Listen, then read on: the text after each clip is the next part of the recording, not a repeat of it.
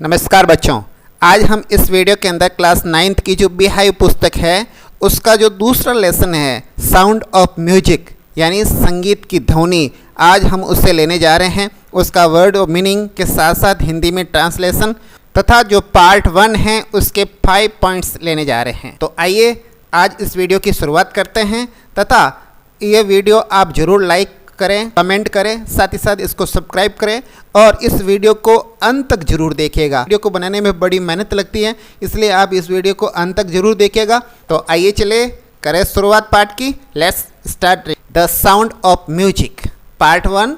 Evelyn Glennie listen to sound without hearing it.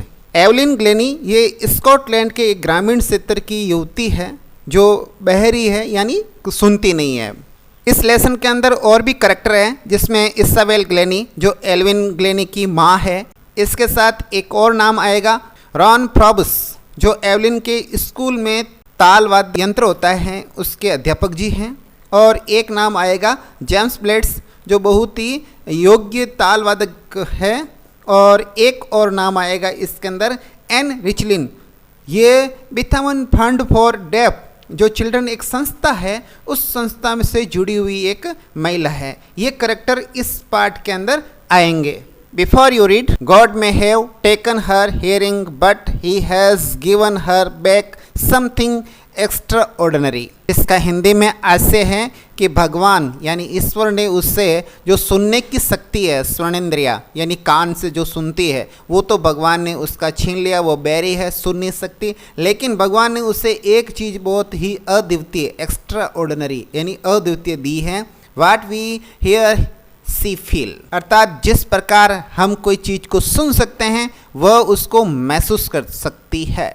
Far more deeply than any of us, that is why she expresses music so beautifully, यानी वो इसको इतनी गंभीरतापूर्वक महसूस करती है, उसका एहसास करती है कि हम में से वो एहसास कोई नहीं कर सकता है। यही कारण है कि वो इतनी सुंदरता से संगीत को प्रस्तुत करती है। एक्सप्रेसेस का मतलब होता है प्रस्तुत करना, म्यूजिक का अर्थ होता है संगीत, और ब्यूटीफुली का मतलब होता है सुंदरतम। नेक्स्ट पॉइंट है read the following accounts of a person who fought against a physical disability and made her life a success story. यहाँ पर एक शब्द आया है फाउट, फाइट का सेकंड फॉर्म है और इस जिसका अर्थ होता है लड़ना। एगेंस्ट का मतलब होता है विरुद्ध, और फिजिकल का मतलब होता है शारीरिक। डिसेबिलिटी का मतलब होता है दिव्यांग, जो शरीर के अंदर कोई न कोई कमी होती है जिसको विकलांग कहते हैं। तो वो शरीर के अंदर जो विकलांगता है उसके खिलाफ लड़ने का जो एक मादा रखते हैं। इस पार्ट के अंदर उनका संघर्ष जो सफलता के लिए है वो कहानी इस पार्ट के अंदर हम पढ़ने जा रहे हैं। पहला बिंदु है वो हम लेने वाले हैं, बड़े गौर से देखिएगा, सुनिएगा और फील करिएगा। Rush over crowds jostle for position on the underground train platform. यहाँ पर रश ओवर का मतलब होता है बिजी आवर्स ऑफ डे यानी व्यस्त समय। क्राउड का अर्थ भीड़ होता है, और जसल का अर्थ होता है धक्का मुक्की करना, पुश करना किसी को, और इसके साथ अंडरग्राउंड शब्द आया है। अंडरग्राउंड का अर्थ होता है भूमिगत, जो जमीन के नीचे होता है, under the surface of earth. उसके बाद में शब्द आया है प्लेटफॉर्म। प्लेटफॉर्म होता है जो रेलवे गाड़ी वगैरह रुकती है, उसको प्लेटफॉर्म बोलते हैं। A slight girl looking younger than her 17 years was nervous yet excited as she felt the uh vibration of the uh approaching train. यहाँ पर कुछ शब्द नए आए हैं जो बताने जा रहा हूँ आपको। एक शब्द आया है नर्वस। नर्वस का अर्थ है घबराना। एक्साइटेड इसका मतलब होता है उत्तेजित होना, और वाइब्रेशन का मतलब होता है कंपन। एक शब्द आया है अप्रोचिंग। अप्रोचिंग का मतलब होता है कमिंग नियर यानी पास में पहुँचना, समीप पहुँचना।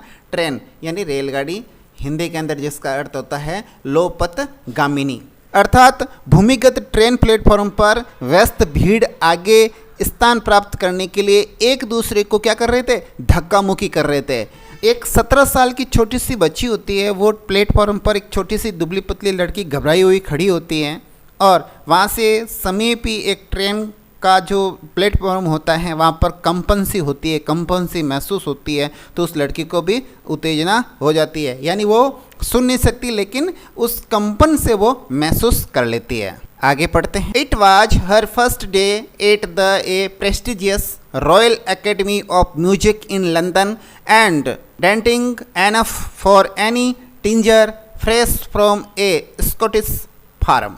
यहाँ पर कुछ शब्द आए हैं जिसका अर्थ जरूरी है।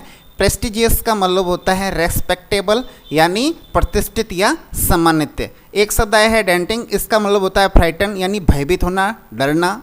15-16 साल की अवस्था को हम किशोर अवस्था बोलते हैं और यहाँ पर यह शब्द आया है टीनेजर।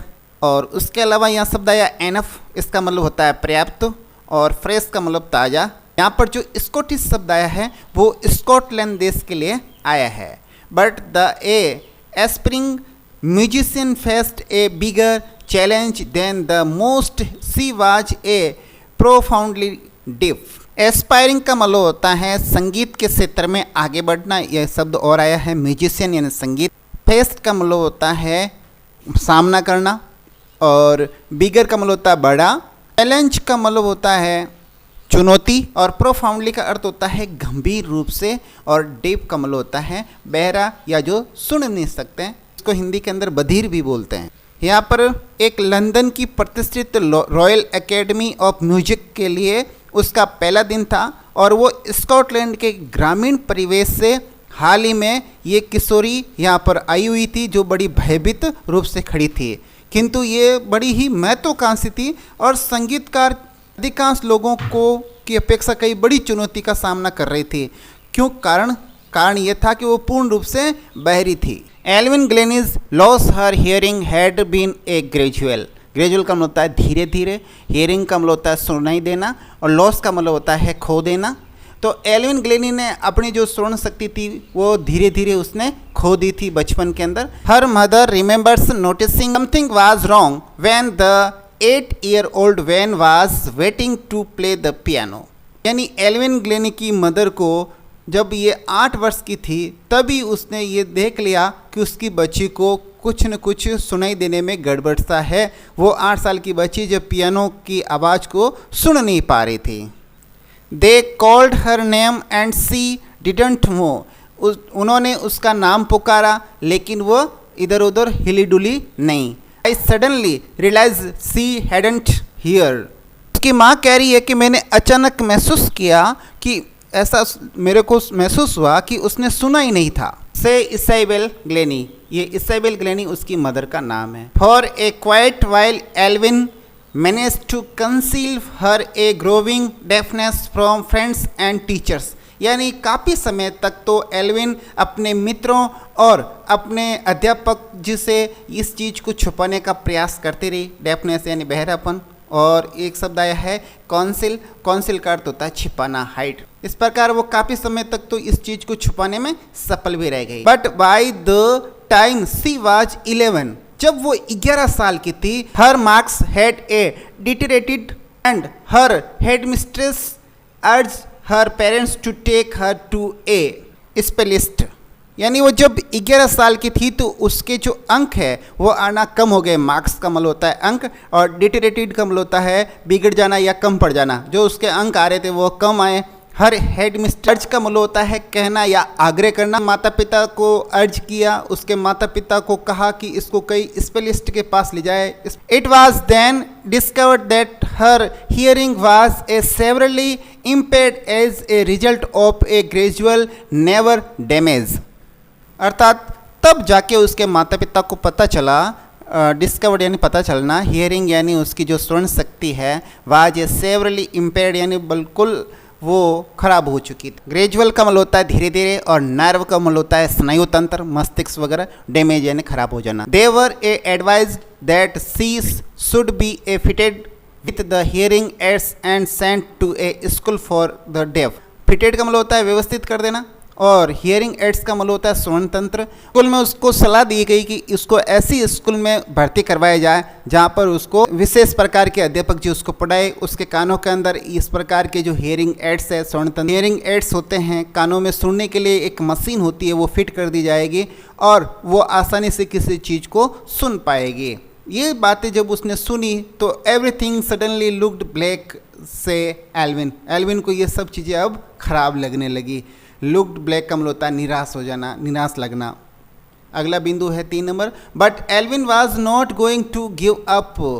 यहाँ पर शब्द आया है एक नया, टू गिव अप, जिसका अर्थ होता है छोड़ देना या हार मान लेना। तो एल्विन का हार मानने वाली थी। सी वाज डिटरमाइंड का मतलब होता है दृढ़ निश्चय करना। To lead a normal life, वो एक साधारण जीवन जीना चाहती थी। And pursue her uh interest in music, और म्यूजिक के अंदर उसका जो रुचि थी, लगाव था, वो उसको परस्यू करना चाहती थी। परस्यू का अर्थ होता है कंटिन्यू करना, जारी रखना।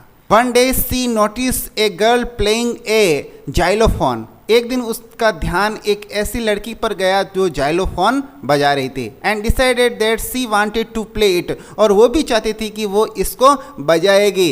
Most of the teachers discouraged her, बहुत अधिकांशतः शिक्षकों ने तो उसको हतोत्साहित ही किया। डिस्करेज का मतलब होता है हतोत्साहित करना। But a percussionist Ron Forbes spotted her a potential, potential का अर्थ होता है भावी योग्यता या क्षमता या शक्ति, और स्पॉटेड का मतलब होता है अनुमान लगाना, गैस करना, और पकिस्निस्ट का मतलब होता है ढोलक या तबला बजाने वाला। तो रॉन फोबर्स नाम का व्यक्ति था जो तबला वादक था। उसने एल्विन की प्रतिभा को पहचान लिया और उसने उसकी मदद करने की प्रयास किया। He began by uh tuning two large drum to a different note.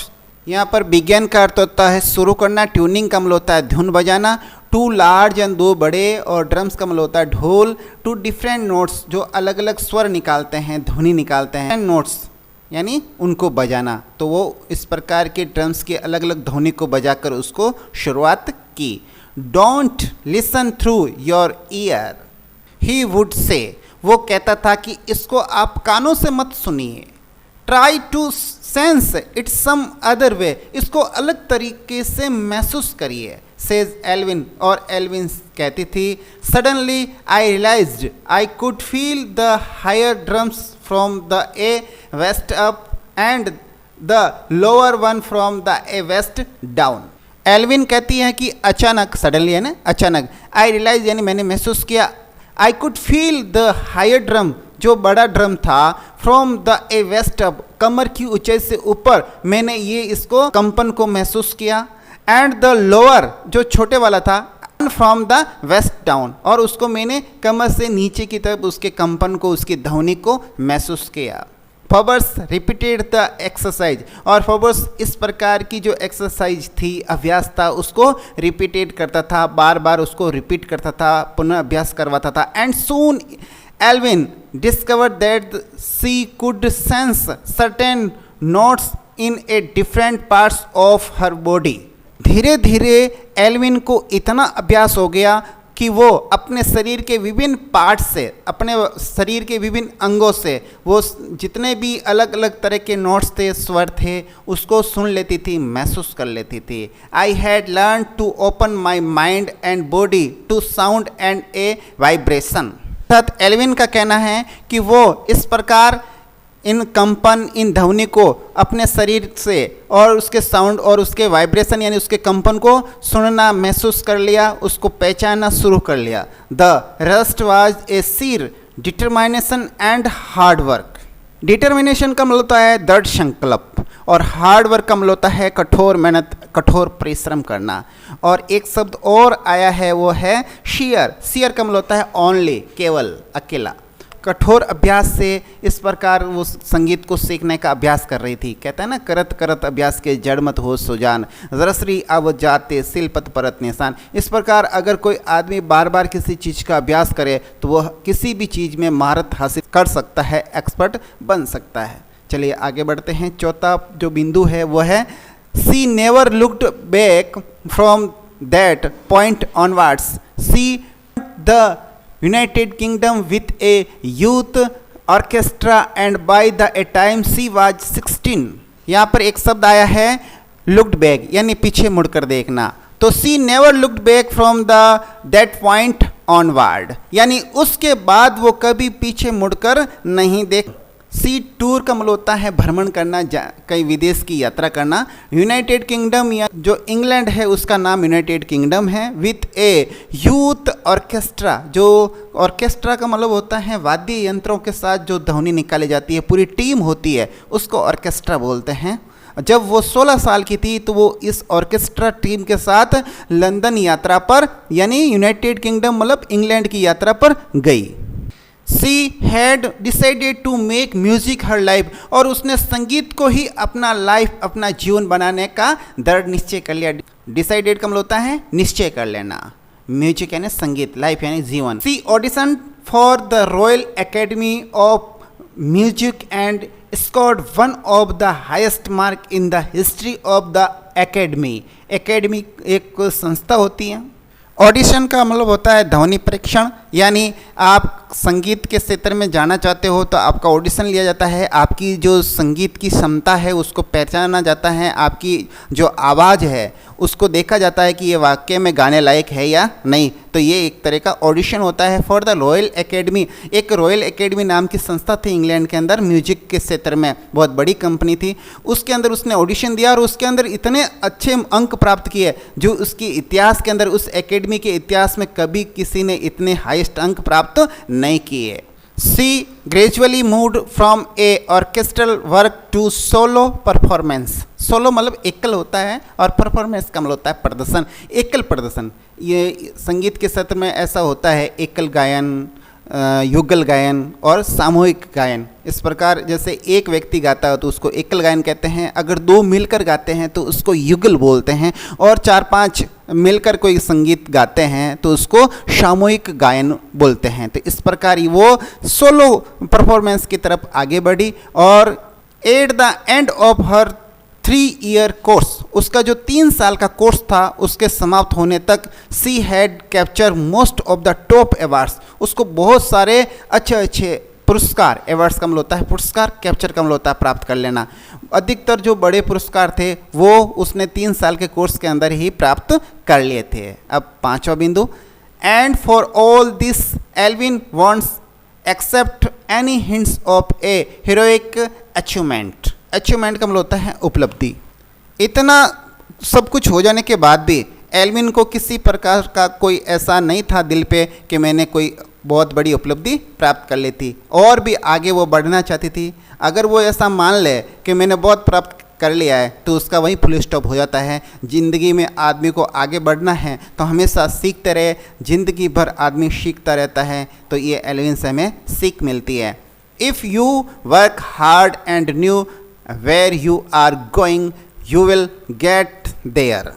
if you work hard यानी आप कठोर मेहनत करते हैं, and know where you are going, और आपको पता है कि आप कहीं जाने वाले हैं यानी ऊपर तक इस क्षेत्र में पहुंचने वाले हैं, तो you will get there, आप जरूर उस स्थान पर पहुंचोगे, आप सफलता की सीढ़ी जरूर चढ़ेंगे। And she got right to the top, और एक दिन वो उस सफलता की सीढ़ी पर चढ़ी, टॉप यानी शिखर तक। The world's most shout after a multi-percussionist with a mastery of some 1000 instruments। Instrument का मतलब होता है ये वाद्य यंत्र, और 1000 यानी हजारों, मास्टरी का मतलब होता है उसके अंदर महारत हासिल करना, और परकशनिस्ट का मतलब होता है वाद्य यंत्र जो बजाने के लिए तबला वगैरह होते हैं नाना प्रकार के, उस पर वो महारत हासिल कर ली। And a hectic international schedule, यहाँ पर एक शब्द आया है हैक्टिक, जिसका मतलब होता है अति व्यस्त, बिजी। इंटरनेशनल का मतलब होता है अंतर्राष्ट्रीय, शेड्यूल का मतलब होता है कार्यक्रम। तो उसका अब इतनी फेमस हो गई है अंतर्राष्ट्रीय स्तर पर कि उसका कार्यक्रम बिल्कुल ही व्यस्त हो चुका है। आज हम इस वीडियो को यहीं तक रखते हैं क्योंकि ये वीडियो बड़ा बन जाएगा। आगे आने वाले वीडियो के अंदर हम अगले बिंदु लेंगे, तब तक के लिए हमें आगे दीजिए। नमस्कार, वंदे मातरम, जय हिंद।